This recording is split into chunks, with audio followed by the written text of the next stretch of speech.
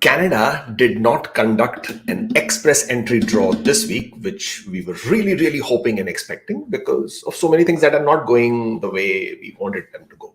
And at the same time, what Canada did get, or what they did do, is get a new immigration minister. Uh, Both of them, I mean, obviously, people then would say the draws were not conducted because a new minister came, or there have been back-to-back draws. But let's talk about all of that in today's episode of the Canadian Immigration Weekly Roundup. Welcome, everybody. My name is Kubeir.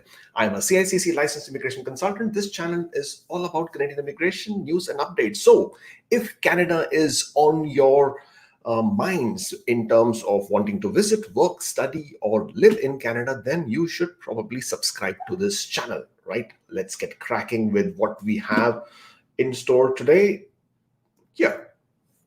Starting with the quote of the week. Don't be pushed around by fears in your mind. Be led by the dreams in your heart. Roy Bennett, such a profound quote, right? So many times we are so engrossed with the fears that we have in our mind. Will I be able to do it? Can I? Sometimes we just taken it for granted that whatever the fears are, that's how it's going to happen. For example, I will definitely fail. I will definitely not get it. The person in front of me is definitely going to say, no, this is not going to happen. This is not going. We've already decided that it's not going to happen, that the fear in our mind is leading the actions and not allowing us to do something which we would have otherwise done. Therefore, don't be pushed around by those fears in your head. Sometimes, or rather in most cases, as they say that in one of those quotes, right? Dar ke aage jeet hai, right? So you have to push yourself through that fear so that you can be a winner at the other end. Do it. Just do it. This is the Canadian Immigration Weekly Roundup. Stay up to date on the immigration news and trends. We're there on the Threads, the TikTok, the Instagram, the Facebook, the Twitter. I mean, almost everywhere, right? So if you're not following us, then I'm not sure what you're doing then. Starting with the PNP draws, British Columbia, 25th of July, the usual suspect. They don't really miss their draws, do they, right? They conducted 2 separate draws across 6 different streams. Now, 6 different streams, obviously plenty of streams there. The first draw saw 175 ITAs being issued, general draw, and the CRS cutoff. This was not a CRS cutoff, so this is a SIRS cutoff because British Columbia has a separate points grid, and the points grid system there allowed skilled worker stream with a score of 106 to be invited. I'm sorry, it says CRS, it's SIRS, SIRS. Skilled worker express entry EEBC option invited scores of 106 cutoff. International graduate stream invited at 109, and international graduate EEBC option stream invited at 109. Entry level semi-skilled invited at a low score of 87. Everything else was above 100, as you can see, but entry level skilled workers were only at 87. I know some of these streams may sound a bit, what is he talking about? Well, don't be so freaked out about it. British Columbia has a separate program, just like each province does. You can obviously check out the British Columbia Provincial Nominee Program website to get more information about this. And the only thing you need to know is that you need a job offer from an eligible employer. As long as you have that, in most streams, you would be able to create your profile. If your score is high enough, you would get invited. The only stream where you don't need a job offer is the international postgraduate stream, where if you have completed a master's stream, master's PhD, in a specific field, in a specific university that is listed on their website, then you don't need a job offer. You can just apply. In all other streams, you will need a job offer. And one thing to remember is that you get more points. The further away you are from Vancouver, Greater Vancouver area, the more points you would get. And the better your job, the better your salary, more points you get. So these are 2 big varying factors in where you can get more points. So try to look for jobs. If you're in British Columbia, try to look for jobs outside the Vancouver area. Don't get stuck to the Vancouver, Surrey, Victoria area. Surrey, did I say Surrey? Yes. Don't get stuck to those areas. Try to move away from them, and probably you will have a better option or a chance to get invited to them. Okay, some more details there, but you can obviously find that information if you are interested in the British Columbia draw. Manitoba held 3 draws across separate streams on the 28th of July. Now, Manitoba is also a very popular province in terms of the options. And while I'm talking about the options, hey, did I tell you that if you are in Canada, then on the 12th of August, which is a Saturday, between 2 p.m. to 4 p.m., I will be yours truly, the one you love so much. I will be hosting an information seminar at the Living Arts Center in Mississauga. And if you're around, then you most definitely should join us. The link to book your tickets would be available later today, and we will put it on our YouTube channel. We will put it up on our Facebook channel, Facebook groups. We'll put it up on our Instagram accounts as well, and of course at Twitter. The tickets, I am selling them this time. It's not for free, and I'll tell you why it's not for free either. It's going to be $15 per person, and the reason I'm charging is because people really don't value something which is for free. So we have kept it very, very bare minimum, $15. I'm sure you can manage that. $15, and hey, I'm not going to make money out of it. So I know somebody earlier posted a comment that, yeah, sure, this is all I'm trying to do to make money. So this is not about me making money. This is about $15 per person. There are a total of 120 seats available because that is the capacity of that meeting room. First come, first serve, of course. There will be no tea and coffee because the place does not allow us to bring something from outside, and what they're charging for tea and coffee is ridiculous. So not happening. We will try and make some other arrangements outside, but at this point of time, $15 a person. You should book your tickets in advance, which will be available today. And from this amount of money, I intend to cover the expenses of Living Arts Center, which I think is $480 that we have already paid. The remaining amount of money, exactly all of it, in front of everybody, I will give it to a charity in Toronto itself. I think it's a food bank, which I think does a great job of taking care of people there. So all the money will be given away. This is not me making money. This is me just making sure that I add a good deed to your account by your adding to that charity list. So please don't forget to book your tickets as soon as the link is up, because I expect it to get booked up pretty fast. Back to what we were talking about. Sorry about that. Sorry for deviating, but before I forget, I wanted to talk about that. Manitoba held 3 different draws. 28th of July, skilled worker in Manitoba stream issued 299 letters of advice to apply. Manitoba PNP equivalent to an ITA to candidates with a minimum CRS score. It's not a CRS score. It's the Manitoba score. Again, Manitoba has a separate portal. Once you create your account on the Manitoba portal, it gives you a point. It gives you points based on your age, education, work experience. If you have any relatives, what is your connection to the province? It gives you points. With Manitoba, you cannot create your account with Manitoba unless you have some connection to the province. By connection, I mean either you should have been part of the exploratory visit to Manitoba, so you get part of you become that you should be part of the strategic initiative, or you should get a job offer from an employer in Manitoba, or you should have studied in Manitoba, or you should have a close relative in Manitoba. Friend also counts, but with friend you get very little points, so it doesn't really help. So if you do not have a connection to Manitoba, you will not be able to create your account in Manitoba portal. Therefore, skilled worker in Manitoba stream gave 299 letters. Score of Manitoba score was 633, which, to be very honest, is quite decent as a score.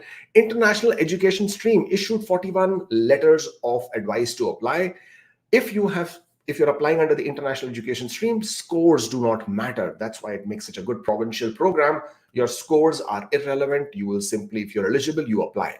41 people got that. Skilled worker overseas streams issued 15 letters of advice. The score was really high at 726.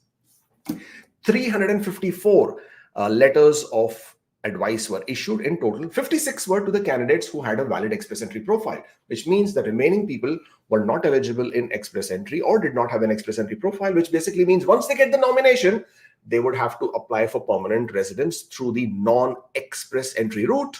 But at least they're getting to apply, which may be a bit longer, but they still get to apply, which is a good thing. Arima. Quebec has a separate immigration program. I'm sure you already know by now. They also have a portal. Imagine how many portals that there are. Each province has a portal, and then IRCC has tons of portal. Life of a consultant, right? So Arima portal also conducted a draw, but obviously we don't get to know about these draws as quickly as they conducted. We only come to know of it later. This was held on the 20th of July. They invited 1,633 candidates. You either had to have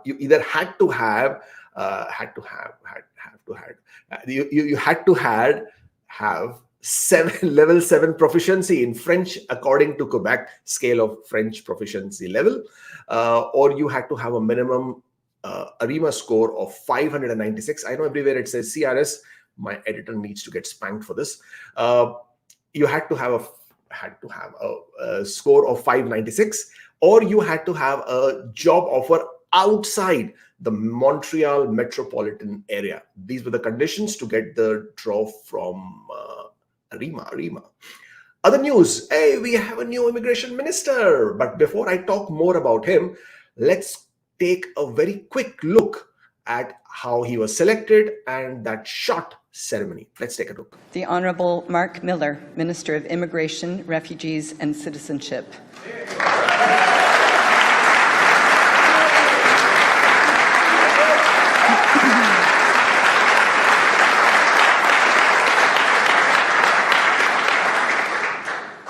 I, Mark Miller, do solemnly and sincerely promise and swear that I will truly and faithfully, and to the best of my skill and knowledge, execute the powers and trusts reposed in me as Minister of Immigration, Refugees and Citizenship. So help me God.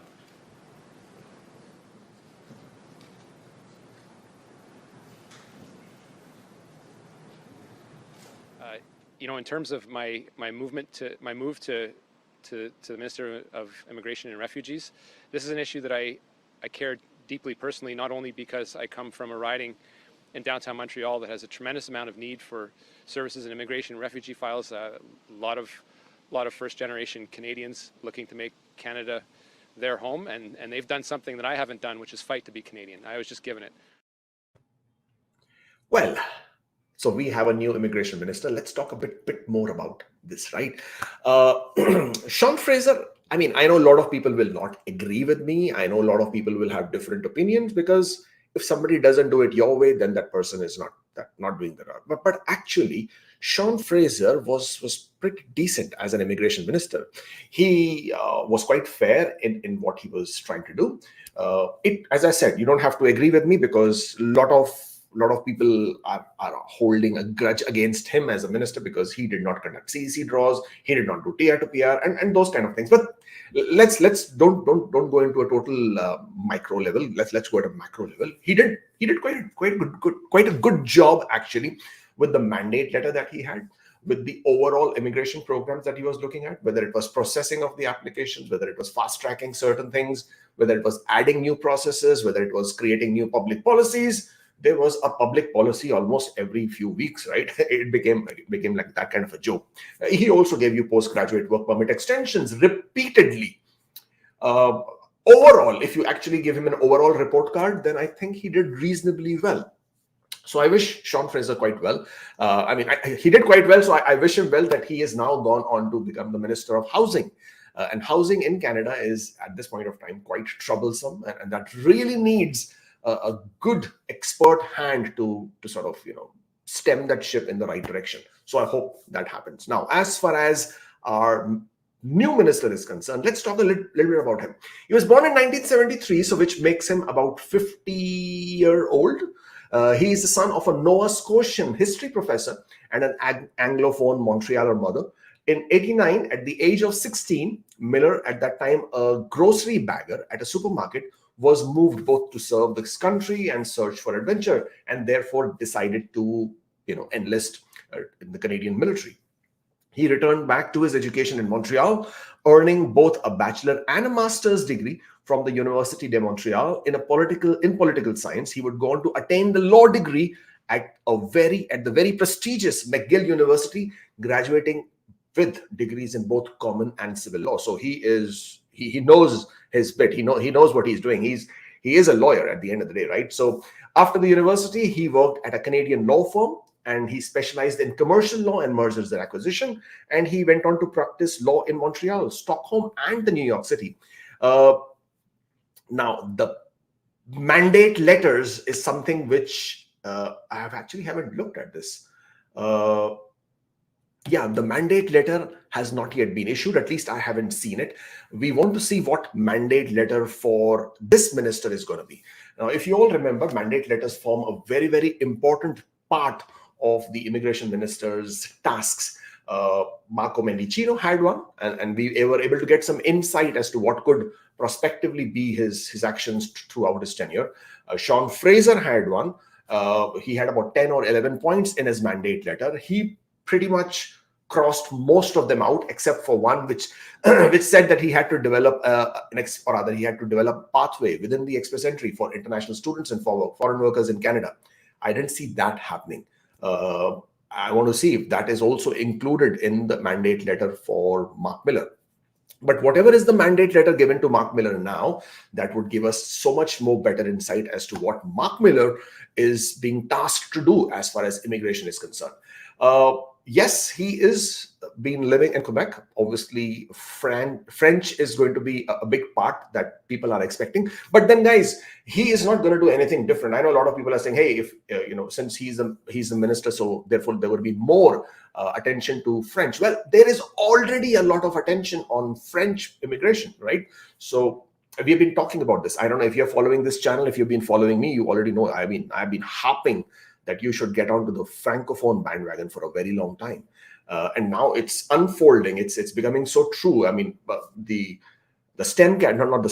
category-based draws that happened had francophone draw, and it went down to 375, which is incredible. Ontario continues to conduct the draw, and the recent draw that Ontario conducted in the francophone stream went down to, I think, 325 or something. I'm sorry, I didn't cover that draw, but that draw happened about a few days back as well, within this week. So that score even went down further. So imagine, it's a great time to be a francophone in this country, or even anywhere else. If you are looking to come to Canada and as an aspirant to become permanent resident, absolutely incredible if you can speak French and if you can score the required scores in your French language test. So great one there. But I do not anticipate Mark Miller to go only towards the francophone. I think anglophones would have equal opportunity in most cases. It's just that, and a lot of people say that the anglophone immigration is now taking a hit. It's not anglophone immigration taking the hit. It's your perspective that is taking a hit, because you are only looking at lower score for francophones and saying, hey, why not happening for anglophone? Because there are so many more people who are anglophonic and who are actually, as an anglophone, applying for immigration. The ratio is not the same. Therefore, you see the drop in scores further below for the francophones and not as much for the anglophones. That's the first thing. Secondly, there are so many more programs that are only for Anglo. I mean, they do not differentiate between a francophone and anglophone. So you could be either, and as long as you can score it, you will get through it. Therefore, so that's a small debate that you wanted to settle. Let's keep our eyes open on the mandate letter. The minute we hear of it, the minute we see that mandate letter, of course, we're going to talk about it. So good luck to Mark Miller. I hope I hope he can be as communicable or as Sean Fraser was, because Sean Fraser would come out and talk. I mean, he would keep a lot of cards close to his heart, of course. I mean, that's what they're supposed to do. But he would come out and talk about things, and he would make certain things clear so that we knew exactly what they were planning to do. Yeah, fingers crossed, and congratulations to Mark Miller, and we expect good things from him. IRCC's processing of spousal TRVs is now at 30% approval rate, and this is happening in 30 days. This is what IRCC is claiming. I beg to differ. It's not what they are saying. I mean, at least I haven't seen 30 days processing time, first of all. I have also not seen 90% approval rate. I have still seen, and what are we talking about? We are talking about the visit visas being applied by spouses of applicants who have applied for PR application under the spousal sponsorship. We're talking about that. We're not talking about people who are applying under express entry or non-express entry PR applications. We're talking specifically about spousal sponsorship applications, and the spouses who are outside Canada, they are applying for TRVs. Their approval rate, IRCC is claiming at 90%. I beg to differ. I've seen the approval rate to be quite low. Even now it is about 60 to 70%, definitely nowhere near close to 90%. And I've also not seen the TRV applications being processed in 30 days. Yes, there have been a few, but not all of them being processed. However, I hope they keep continuing with this, and I hope this keeps getting better so that we can actually see 90% approval rate in 30 days time. Fingers crossed. Connect with us on social media platforms. We are here, Instagram, Facebook, Twitter, of course, and all across everywhere. Now, I have to talk to you about one more thing which has been bothering me personally. And why is it bothering me? Because, hey, just the way I make a lot of content, whether it is on YouTube or Instagram or wherever, on the social media, and of course, elsewhere as well, I also consume a lot of content. When I'm saying I consume is because that's what by consuming content means I watch other people's TikToks and Instagram reels and everything else, because that also gives me an idea of what's going on, what people are saying, what they're not saying, how people are reacting to those things. And one which I have caught on to, which is really, really bothering me is something, I mean, I wish I could show you those. I will not, because that's not fair for me to bring on those people, but then I'm sure you guys are smart, so you can do that. This is mainly happening in Pakistan and in some cases in India. These are the two places I've seen, and also, of course, in Dubai. So the agents over there, Dubai as in the agents, immigration agents, so-called immigration agents in Dubai, so-called immigration agents and lawyers in Pakistan, so-called immigration agents in India. So what has happened is that they are all claiming that IRCC has made an offer, or IRCC has issued a new offer for Pakistanis, for Indians, or for any other nationality that they want to refer to, that they would give them very easy visit visas until 31st of December 2023. That is not true. You know what? Give me a minute till I pull out that public policy, because that would then help me explain to you what I'm talking about, because this is such a ridiculous one that these people are talking about.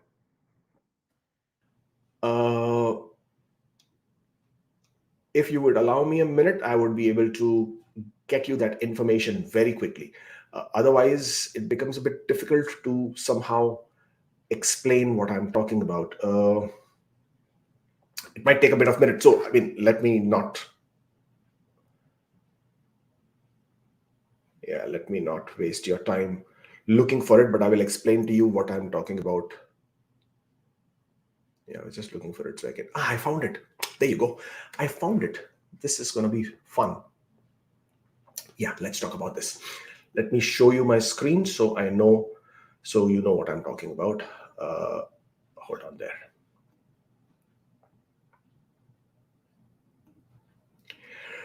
Right. So on my screen, there is a temporary public policy to facilitate the processing of temporary resident visa applications in inventory. So what is this about? Let me first give you a background, and then we will talk more about this. Okay. So what happened is over the COVID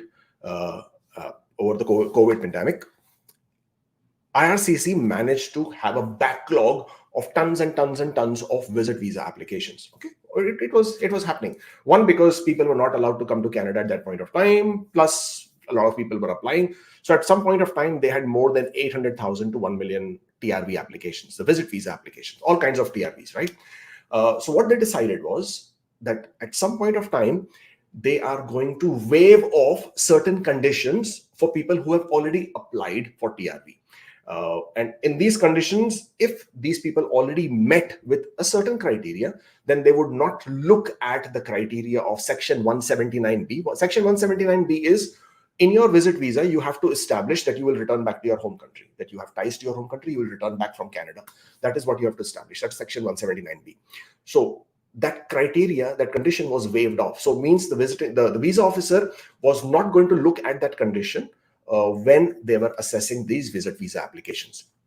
You were not required. I mean, it was not that you were not required, but they would not pay any attention to the proof of funds, the finances, your purpose of visit to Canada, and all those conditions. And therefore, that basically meant lots and lots and lots of visit visas would get approved, because if these criteria were not being considered, means most of them would get approved, right? What has then happened is that they issued this public policy, which is on your screen right now. And this was issued on the 29th of, let me first show you when it was issued. It was issued on 29th of June 2023. Now, it was issued on 29th of June 2023, but this was meant to backtrack, which basically meant that this had it had relevance for applications that were submitted only on the 16th of January. Only if you had already submitted an application for visit visa on or before the 16th of January, only then you were considered under this criteria. Okay, so submitted an application from outside of Canada for an application of TRV under section 179B, the regulation of visitors class, and therefore your application would not go through the section 179 criteria. Okay, this was what was done. Again, people are not understanding this. This policy was issued or made public on the 29th of June, but it was only for people who had already submitted. So basically, it did not say that you can now submit a new application and your application will be treated under this policy. That is not the case. Now, what these people are doing is, these agents, that they're taking this policy, they are not talking about this specific clause that this was only for people who have already submitted their application. And then they're telling people that this offer is until 31st of December 2023, which is such a big balloony, right? Such a big BS. They are charging lakhs and lakhs and lakhs of rupees from people under this pretext. They are saying that, hey, you can now submit a visa application to Canada, bring a new fresh passport. You don't need any funds. You don't need any bank statements. You don't need to show any ties to home country, and your application will get approved. My people, my friends have got approved in 5 days. You can also apply. You can also apply. You will also get, this is golden opportunity, blah, blah, blah, blah, blah. Guys, please do not fall into that trap. Anytime you are in doubt, always refer to the IRCC website, because that is where all the information is. Again, I will post the link of this public policy in the description after I finish the video, because I didn't post it earlier. You should read it carefully. Okay, it tells you very, very clearly this is only for applications that have been submitted on or before the 16th of January. Yes, this public policy is in effect until the 31st of December, which means that they will continue to process the applications in the backlog, and those applications that were submitted on or before 16th of January, those will continue to be treated under this policy, whereby they will be exempted from the section 179B requirement until they keep processing these applications until the 31st of December. That is what it means. That is what December 31st means. But the criteria is that your application should have already been submitted to IRCC before the 16th of January. These agents and these consultants are not telling you that, therefore fooling you into paying lakhs and lakhs of rupees. I think in Pakistan, they're charging about 3 to 4 lakh rupees. In India, they're charging about 2 lakh rupees. Under this policy. In Dubai, they are charging, I think, about 5,000 dirhams for something of this sort. Please, guys, be very, very careful. Lots and lots of rubbish TikTok videos, rubbish Instagram reels, rubbish YouTube videos giving you this kind of scammed or scam information. Please don't fall for it. Please. Right. That's basically all that I had for you in my today's presentation. Thank you for joining in. And while you're still here, please boop on that like button so we can get this video out to more people. And of course, do share this video so that people who are trying to buy into this visa racket, they are more aware of what exactly is going on. Don't let them take it, get cheated by these guys. Right, let's start looking at some questions, right? Thank you for the super chat, Bhumit. It says, I am on tech work permit and allowed to work anywhere in Canada.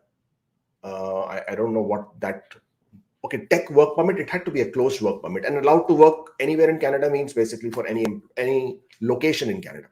Employer is not eligible for any PNP. So I'm not sure what you mean by employer is not eligible for any PNP. Is there any province who can give me PNP by just staying in the province and filing taxes? So that's not how it works. First of all, if your employer is not eligible, so I'm not sure what you mean by employer not eligible. First of all, you have to check the specific criteria. Ontario has a criteria for employers to be eligible. British Columbia has a requirement for the employers to be eligible. However, wherever your employer is based, now you can work anywhere in Canada. It doesn't matter, because your work permit says you can work from anywhere in Canada. It doesn't say you can work from anywhere in Canada. It says you can work from client locations outside anywhere in Canada, or wherever this company has offices across Canada. However, when you're applying for a PNP, you can only apply for PNP where this employer is based. So if this employer is Ontario based, you can only apply for the Ontario PNP because your employer has to give you a job offer from that province. You can be living anywhere and filing taxes anywhere. That is irrelevant.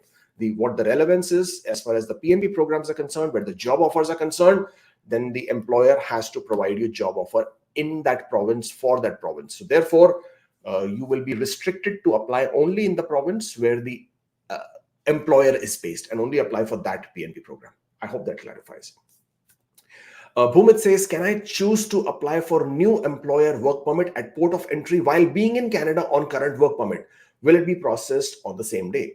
That would only be applicable if you have a LMIA. If you have an LMIA and with that LMIA, you go to the port of entry and apply for a work permit there, then yes, you may be eligible to apply for a work permit. However, in most cases, we recommend that you apply online, and that's what CBSA officers are going to tell you as well. You should go for flag polling only in extreme conditions where you really have no other option. But in most cases, you should apply online. But if you have a new employer who is going to give you an LMIA, and with that LMIA, yes, you can go to port of entry and then apply for work permit there. That is a possibility. Again, Bhumit Parekh, thank you. Can I choose? Oh, we just did that, right? Will it be processed the same day? Sammy Sam, I'm sorry, but I don't see your question. Thank you for the super chat. Mohammed says, I got my COPR yesterday. The marital status has been updated incorrectly despite informing IRCC. Do I need to inform IRCC? Can I do that at port of entry? How long would it take to rectify if I inform IRCC? Okay. You need to first clarify a few things. When you say despite informing IRCC, means you informed IRCC about your marital status, which basically means what you applied for your PR application as a single, and then you got married, and then you updated IRCC, but they have not updated your file, and that's why your COPR is not reflecting. I'm hoping that is what the case is. In such cases, you cannot travel to Canada. You cannot get it rectified at the port of entry. You cannot take that chance because your spouse has not been added to your application yet. Okay, so while you have the COPR, which is good, which basically means your application has been approved, you should continue to follow up with IRCC. You should continue to raise web form. If you have an email address, then send them the email and have them add your spouse to your application. They should, or they would have sent you certain forms to complete. You would have had to apply for your spouse's police clearance, medicals, should have paid the fee. Once you've done all of these steps, they would then add your spouse to your application. If you already have a COPR, then you will receive another passport request, at which time you will send your passport, your spouse's passport. Your old COPR will be cancelled, a new one will be issued, and a new PR visa will be issued to you. Only then can you travel to Canada. If you travel before that, then they will send you back. They will ask you to return back and update this and only then come back. And the reason for that is, under the immigration law, your spouses, if you are married and you're still not a permanent resident, then your spouse's inadmissibility also needs to be checked. And if your spouse is inadmissible to Canada for any reason, then you can also become inadmissible to Canada. Therefore, for your spouse's inadmissibilities not being checked and you come to Canada and you become a PR, then you will not be able to sponsor your spouse at a later date. You will just not be able to do it. Okay, so it's incredibly important. It's extremely important that you make sure that you add your spouse to your application before you arrive in Canada. Arshdeep, thank you for the super chat. My CRS score is 483. If I improve my IELTS, I can go up to 489. Is it worth trying? And when do you get AOR in express entry? Well, even if you can improve your score by 1 point, it is certainly worth trying because so many things can happen, right? With even 1 point up. In your case, you can go up to 489. Now, you can go within the historical trends of express entry, and you can see how many times the draws have happened at 489 and how many times the draws have happened to include 483. And you will see it's heavily in the favor of 489. So in my opinion, as long as you can improve your scores, you should definitely try and do that. When do you get AOR in express entry? Well, you get it immediately. When I'm saying immediately, sometimes the system may have a glitch, so it could take about an hour or so. But the minute you have submitted your PR application, within a few minutes itself, you should get your AOR in express entry. Venkat, thank you for the super chat. I have submitted my CEC application, received AOR on July 2022. but I have got a temporary UCI number. So how many days does it take to get a permanent UCI to create an account on Status Tracker? Well, at this point of time, it is taking anywhere between 20 to 45 days for you to get your UCI number and your medicals passed and your R10 completeness check done. Once you see a medical pass has been updated, at that point of time, you will receive your UCI number. That also is mostly indicative of the fact that your application's R10 checks. R10 stands for Immigration Refugee Protection Regulations, Section 10, under which you are required to have submitted a complete application. So once that check is done, your medicals are passed, you get your UCI number, and from there on, processing times start, right? So that's how it is seen as. And yes, you can then also apply, you can also then create your tracker account on the IRCC website. What do you think about concurrent visa? Do you get an approval for your client's study and spouse open work permit? Good question. So for a lot of international students who are families, they would like to apply for themselves for a study visa and for their spouses, the open work permit, and for their children, the visitor record or study permits, right? So in principle, IRCC allows you to do that. You can certainly do that. You should only do that. And I recommend this to my clients also, that you should only apply together, all of you as a family, is when you can establish some very, very strong ties to your home country. Whether you have a letter from your employer stating that they will hire you back, you have strong finances, strong property, real estate, a lot of family that you're leaving back. Same thing goes for your spouse. If he or she has, property, real estate, finances, job, which they are going to come back to, if you're able to, if you can prove that by way of documentation, then you may be able to apply together. When you're applying together with your spouse, one of the criteria that you should include in your, whether you call it an SOP or letter of explanation or submission letter, is the emotional benefit that you get by having the family together. If you have children, even better, then you can explain the best interest of a child, that while you wish to pursue your studies and your career, you would not want to, in any which ways, affect or impact your child's growth. And therefore, you would like your child to come with you. You would like to keep yourself as a family, because for a child, it's very important to see both the mother or the father or both the parents together. And therefore, you wish to apply together. So as long as you include this component, and as long as you can establish strong ties to your home country as a family, you should be good. To continue to the previous message, they updated as separated instead of divorced. I informed IRCC as soon as divorce file is finalized and received a confirmation that file has been updated with divorce certificate. What to do in this case? Well, okay, now I understand your case better. So what you're trying to say is that your marital status was you have filed as separated and later on you got divorced. Well, with separated and divorced, because you already established to IRCC that you are no longer with your spouse, therefore separated or divorced is not going to make much of a difference. You can always write to IRCC through the local visa office. You can email them, or you can raise a web form and insist that your marital status be reflected as correctly, whether it is separated or divorced. But between the two, separated and divorced, it's not going to really create a big of an issue. It will not have much of an impact. So if you wish to travel, you can. This status cannot be changed at the port of entry. If you are insisting on the status to be changed, then you should request IRCC to do that from their end before traveling to Canada. All right, let's look at some other questions here as well. Santosh, thank you for the super chat. Unfortunately, I don't see a question. Same thing with Kranti. I apologize for that. This is sometimes a YouTube glitch which does not allow for the questions to be reflected correctly at the time. Okay.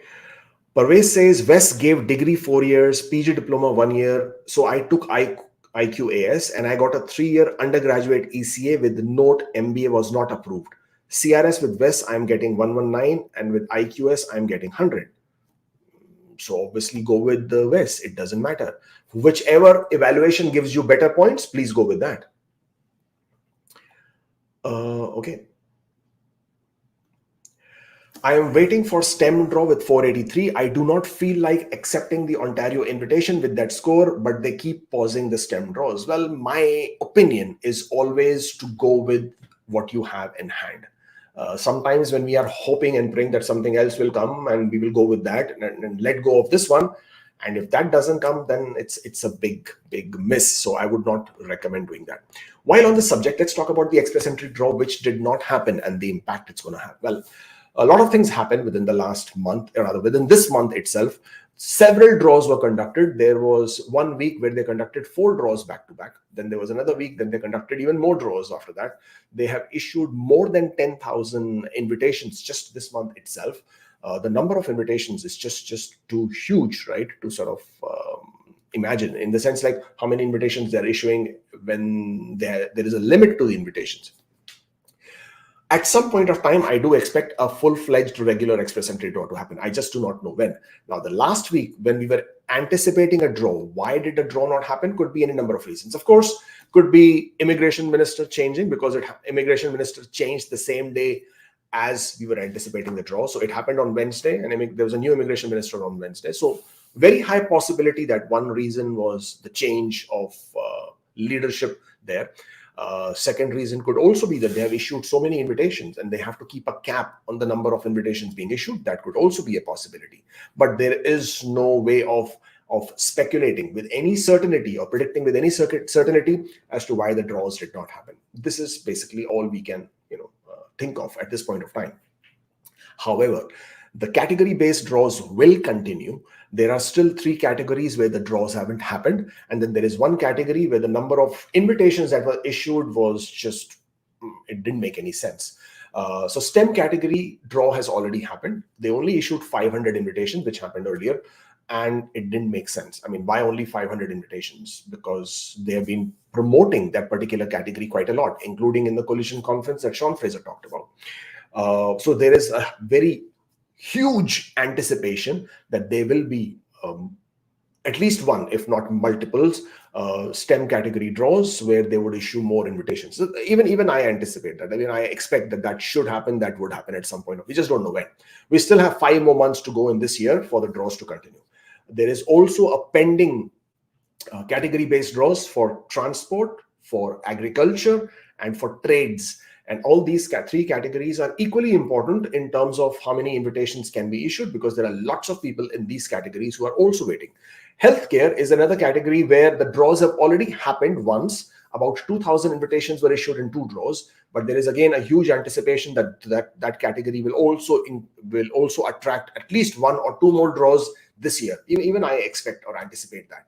But at the same time, Ontario has continued with their draws. They are continuing with the tech draw, with the healthcare draw, and they're always linking their high point with the previous express entry draw. Therefore, they had a draw between 458 to 462 last week, which made a lot of sense for healthcare, did not make sense for the tech draw. But hey, congratulations to who got that. So in my opinion, if you have a notification of interest from Ontario, I wouldn't let that go. I know it's a matter of $1,500, and it's easier for me to say because I'm not the one applying, but that is the recommendation. You may realize that you're crying over the spilt milk later on, which would bear no fruit. So opinion, again, you should go with that. You can submit your Ontario's application. You can still have your express entry profile, which is valid, which is available for any invitations. Your express entry profile does not get locked if you have applied for a nomination until you receive the nomination and you accept the nomination. So your express entry profile remains open. You will have the profile, and if an express entry draw happens, you will get invited. At that point of time, you can always withdraw from the Ontario's application. Rather, Ontario themselves will cancel your application because your profile is no longer available to them to give you the nomination. So therefore, you might still be able to get your $1,500 back, and at the same time, get your invitation from express entry. But letting go of Ontario's notification of interest at this point of time, when there is so much of uncertainty, that is something which at least I wouldn't have done. But then each to their own, right? Okay. Yeah, Viraj, I'm sorry, there is no question there. I wish there was questions. Guys, try and post them so I can still take a look at it and see if I can give you the answers, if obviously I can. Bhumit Parekh says, what I meant was, if I can be eligible for PNP, without a job offer as not having a job from the same province by just staying in the province, working remote and filing taxes? Well, technically, yes, you can.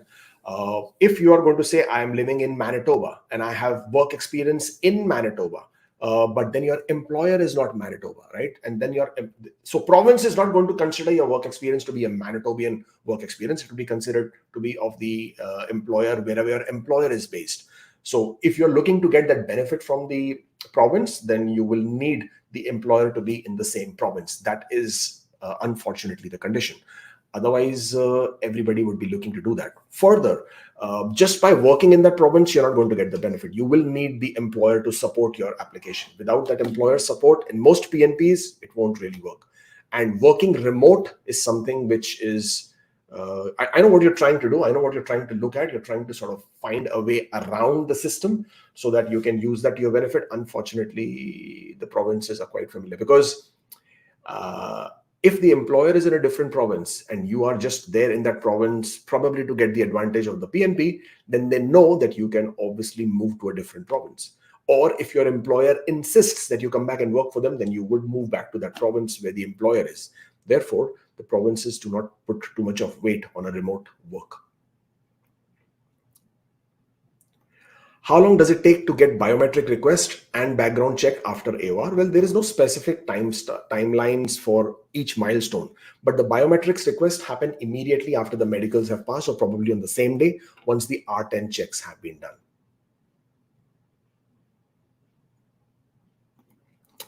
There is a lot of misconception regarding refugees. A lot of immigrants look at refugees as them taking their spots. Please clear the doubt. Well, I'm not sure which doubt you want me to clear because I don't understand the question, to be very honest. Now, when you say a lot of immigrants look at refugees taking their spots, so are you talking about the immigrants who are already inside Canada, who are already permanent residents and citizens, and they are looking at refugees taking their spots? Or are you talking about people who are aspiring to come to Canada, who are aspiring to become permanent residents? They are looking at refugees. So yeah, I don't think I know your question. I understand the question better. My spouse and I are in Canada as workers, and I have applied for PR without my common law. If I get married to my partner after my PR, can she become a PR? Well, if you are, well, you can sponsor your spouse, of course, but if you are already a common law partner, then you should inform IRCC that you're a common law partner, even if your spouse is not accompanying you, or if your partner is not accompanying you, you should. Because at the time when you will apply for spousal sponsorship, at that point of time, if it is established that at the time when you were applying for PR, you were already a common law partner, then IRCC is not going to look at it very nicely. On the contrary, they will very easily refuse your application for not informing them correctly and for you not adhering to the inadmissibility checks of your partner. So it's always important to maintain that clarity. Just wanted to send you a big thank you. My express entry application got approved in just 2 months. Your videos are so insightful. See you in Mississauga. Mohammed, thank you so much. Nothing makes me happier to read these kind of messages. It is, I can understand for anybody who's aspiring to come to Canada as a permanent resident, it can be such a stressful, such a long, such a tedious, sometimes tiring journey. And when you actually see the finality of it, when you actually see the final point, it is an incredible moment, an amazing feeling. I know the feeling. I've been there, right? I've seen what happens. So yeah, no, congratulations. I wish you all the very best. And yes, absolutely. See you in Mississauga. Okay, what else have we got here? Last year, Ontario cleared all pools with 72100 machinist. I haven't seen it after September. Should I change? Should I stay in this field? Well, the thing is, nobody can predict which NOC codes the province will invite or not invite. So there is no way for me to tell you whether this NOC code will be invited in future or not. So there is no way I can tell you you should change your NOC code or not. Machinist experience is there in skilled trade category, but Ontario not inviting it is just because there are lots of skilled trade categories. So at any given point of time, they can shift. They can invite a certain category and not invite the other one. So you might change and then you might realize then again, it's not in your favor. But even if you change, at this point of time, which is not really a bad idea, you will still be able to use 72100 if Ontario chooses to bring this NOC code back. So if you already have 1 year of work experience, you can change and go into a different trade so you can get that experience and you can add that as a NOC code. And if Ontario looks to come back to this NOC code, you will still be able to use it to apply in Ontario once you are sure that Ontario is choosing this NOC code. I'm working in eligible healthcare NOC with CRS 482 and got a nomination from Newfoundland and Labrador. Is it advisable to wait or accept it? PGWP till January 2025. How many days do I have to accept it? I guess I just answered that question. I understand you wanting to not accept the nomination, but wanting to apply directly, because then you're not restricted with living in the province or any province for that matter. You can work or live anywhere if you are applying under express entry. But since STEM category draws have already happened, and the next one, we don't know when that might happen. Could happen this year, could happen next year, may not happen at all. We don't know. The anticipation is high that it will happen, but can I say with certainty? No. Can anybody say with certainty? No. I would take the nomination if I was in your place. Would they conduct only 2 other draws for French-speaking category under Bill C-19 for 2023-2024? Again, I mean, I think I've already said it a couple of, but there is no way to say how many draws will be conducted for which category. They've already conducted they've already invited more than 5,000 people under the French speaker draw, under the category-based draws. When will they conduct the next draw? I don't know. There is no way of saying that. The anticipation would be that, yes, there is a possibility they may conduct 1 or 2 more draws, but when, I don't know. Can we apply for a visitor visa while the PR application is being processed? Yes, you can. Absolutely, you can. What you can also do is in your TRV application, you can also indicate dual intent. Now, dual intent basically means that you have the main intention, the primary intention is for you to come to Canada as a permanent resident. But in the meantime that your application is being processed, you would like to visit Canada temporarily. And in your dual intent, you will express that you already applied for PR and that you want to visit temporarily Canada. You want to visit Canada temporarily, and that you would comply with the law of the land. And if your PR application is refused, then you would leave Canada within the valid period of your stay. Emphasizing on your ties to home country, emphasizing on your reasons to return back to your home country in your TRV application are going to be very, very important, very critical, so that you can establish that while your intention is to live in Canada permanently, hey, this trip is only for temporary reasons, so please give me the visa. And we have seen quite a lot of successful applications.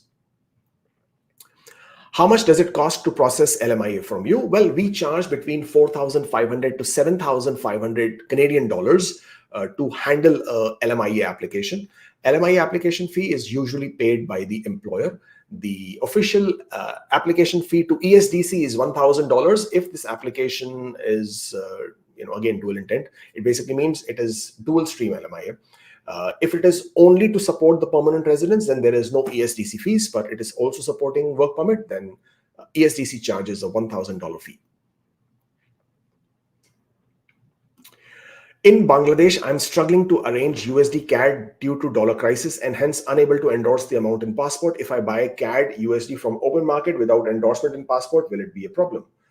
Well, as long as you can show where you got the money from, you will be fine. So I'm not sure what the purpose is. Is this purpose for proof of funds? Is the purpose to come to Canada? I do not know what we are talking about here. But endorsing in the passport is not a condition or requirement as far as IRCC is concerned. You being able to prove where the money came from, that is a requirement. I'm in Dubai. My experience is 4 years. My degree is in computer science. I have an IELTS certificate. I'm looking for a job in Canada, and I would appreciate your suggestions for the next step. Well, look for a job in any which ways you would look for a job in any country. If you are saying you are in Dubai, how would you look for a job in Dubai? You would go to online job boards. You would connect with the employers. You would talk to your family and friends. Exactly the same thing happens in Dubai. You look at the job board. You look at different websites of different companies which are in your background, in your industry. You talk to your family and friends. You talk to your relatives. You talk to your peer, and you connect directly with employers through any means possible. And then you apply. Can I have two different EE profiles with two different NOC codes? My job roles match partially with both the NOC codes. I understand the passport details would be added. IRCC's website very clearly says that this is illegal to create multiple profiles. So no, you can't. I'm working here in Canada for past 1 year. I want to know for express entry, I need to show proof of funds for self and family. If you have valid work experience in Canada within the last 3 years, then you are a Canadian experience class. If you're a Canadian experience class, you do not need proof of funds for express entry. Okay. AR Patel says, if we submit PR application in response to EEITA tomorrow on a Sunday, by when will we get AOR? Usual time for AR. You will get it within the hour, no matter which date. It is an automated system generated document that you get as an AOR. So whether it is a Sunday, Monday, or a public holiday, it doesn't matter. You will get the AOR within the hour. That's normal. Unless there is a glitch in the system, which could delay it by up to 48 hours. But in most cases, you would get it within a few minutes itself. I claim 50 points as I'm on closed work permit with LMIA. I will complete 2 years full-time work experience and my work permit expires in October. Are 50 points only for 1 year future employment or completed employment as well? So you can claim points for the work permit or LMIA that you have, 50 points, as long as you have a job offer from your employer which states this job offer is valid for 1 year after you become a PR. Plus you have an LMIA. If the LMIA itself is valid, you can take your 50 points. If the LMIA is no longer valid, but you are working on that closed work permit for that employer, so until your work permit is valid, you can claim those 50 points. It's not a problem. My manager email and contact is not mentioned on my experience letter as I worked in an MNC. They have only included company's website and toll-free number. Can this be an issue? No, it's not an issue. This is a very common occurrence. I mean, in a lot of cases, people get a reference letter signed by their manager and the manager's contact details are not there because it's a company's letterhead and only company's main contact details are there. That is absolutely fine. In some cases, you can request the manager to add below his signature his name and contact details, phone number, email address. If not, you can further add your manager's business card. You can scan it and you can add it as part of your application. If none of this is possible, then it's still not a problem. IRCC will still contact the company if they have to, and then they will validate and verify your work experience. So it's not a problem if that detail is not mentioned under the signature, as long as the letterhead itself has some contact details. Can I start working with a new employer immediately on work permit application submission receipt? No, you cannot. If you are currently in Canada on a work permit and you have received an LMIA from a new employer and you've applied online, just because you've applied online gives you an implied status. But an implied status means that the conditions of the earlier work permit applies. Now, in this case, what you have to do is further, you have to raise a web form and you have to request IRCC to send you an interim work authorization. They usually take 10 days to a month to give you that. This interim work authorization allows you to work for a new employer while they are processing your work permit application. But just because you have submitted a new work permit application does not entitle you or make you eligible to start working for the new employer. I hope that clarifies. Okay, last few questions before I scoot off. Let's see this one. Oh, quite a few super chats. Let's first take that one. How long does EAPR withdrawal request take? Well, when you're raising, in order to withdraw your application, you need to raise a web form. That is the only way to do it. When you go to a web form, in the web form itself, there is a separate tab or separate option to withdraw an application. When you withdraw an application, you should also add a handwritten, typed letter with your signatures indicating that you wish to withdraw your application and why. Briefly give that reason as well. Now, there is no timeline as to how long it will take for them to withdraw your application. It could take anywhere from 30 to 90 days, depending on what application type it is. My work permit expires in June 24 and my CRS score is 440. What are the chances of me getting a PR? I honestly don't know. There is no way for me to tell you how many draws will happen, how many people will get invited, how many people are there in the pool, what the scores are going to come down at. Your your effort should be to improve your scores. 440 at this point of time looks quite difficult, but hey, anything is possible. But I wouldn't, if I was at 440, I would not count my chickens. I would try and improve my score as much as possible, or try to look for PNP options at this point of time. Viraj, I'm sorry, I don't see a question there. Abra says, can I add my foreign experience in CEC profile as I didn't mention it while study permit and postgraduate work permit application? Now, this is a very common thing. A lot of people, when they apply for their study visas, do not mention their education or earlier education or their work experience, because they want to hide it from IRCC, because they think if they will disclose all the information, all their previous education, all their work experiences, their study permit applications may not get approved.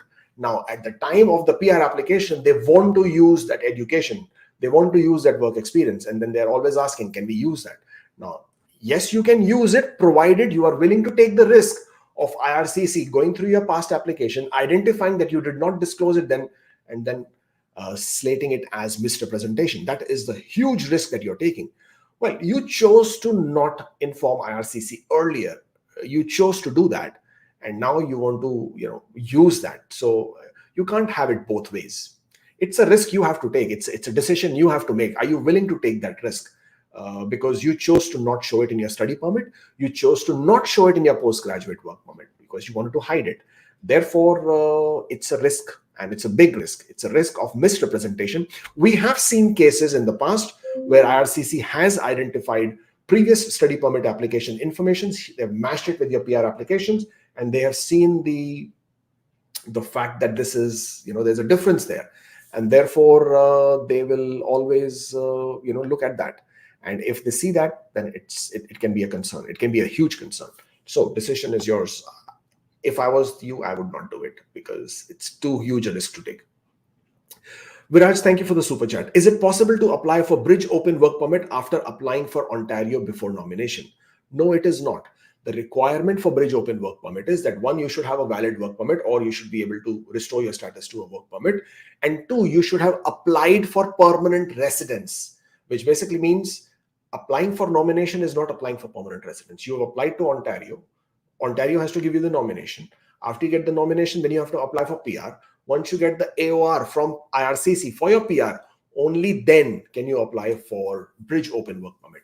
If you're applying an express entry through the express entry streams, then you would get the AOR within the day, within the hour, few minutes into the submission. If you're applying through the non-express entry route, then the AOR can take several months, sometimes 8 to 10 months to get your AOR or file number. Only then can you apply for Bridge Open Work Permit.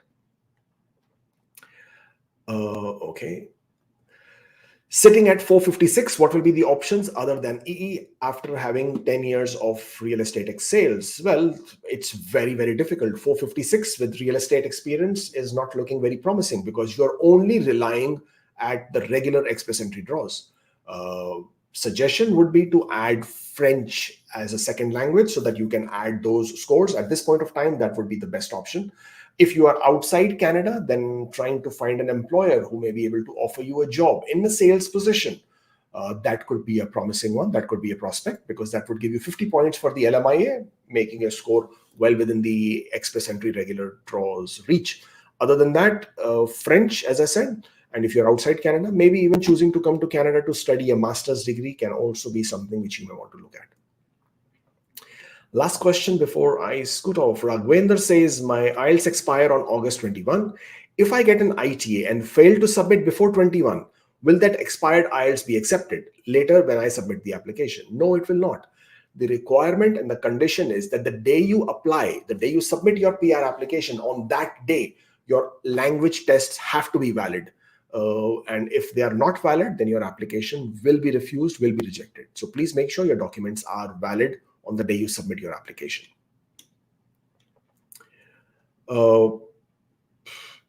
Okay, I guess we have a lot of other questions. Okay, sorry. So BS Santosh says, I did not go through. On closed work permit, traveled to home country, had active payroll in Canada due to travel ban. I worked remotely for 5 months. Can I count this as Canadian experience, class, work experience? No, you cannot. in order for the Canadian experience to be counted, and let's take a look at this, because a lot of people have this question.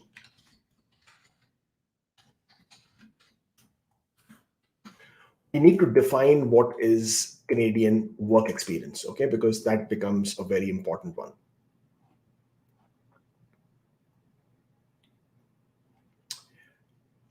Do I have the right one? No, let me just first remove that.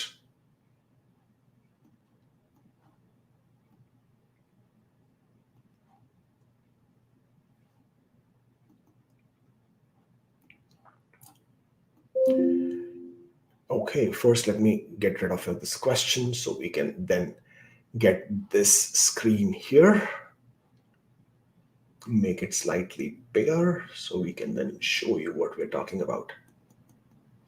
Now, this is IRCC website, of course, and this is the qualifying Canadian experience, qualifying work experience. Now, here it says very clearly, and as we need to go down, assessing applications after November 26th. Applicants must have at least 12 months of full-time Canadian skilled work experience in all these tiers. In addition, during the period of employment, the applicant must have both performed the actions, and of course, you should match with the NOC code. Any period of employment during which the applicant was engaged in full-time study will not be worked. Now, to determine your employment status, applicants under CEC must satisfy an IRCC officer that they meet all the program requirements. Okay. Now, here it is.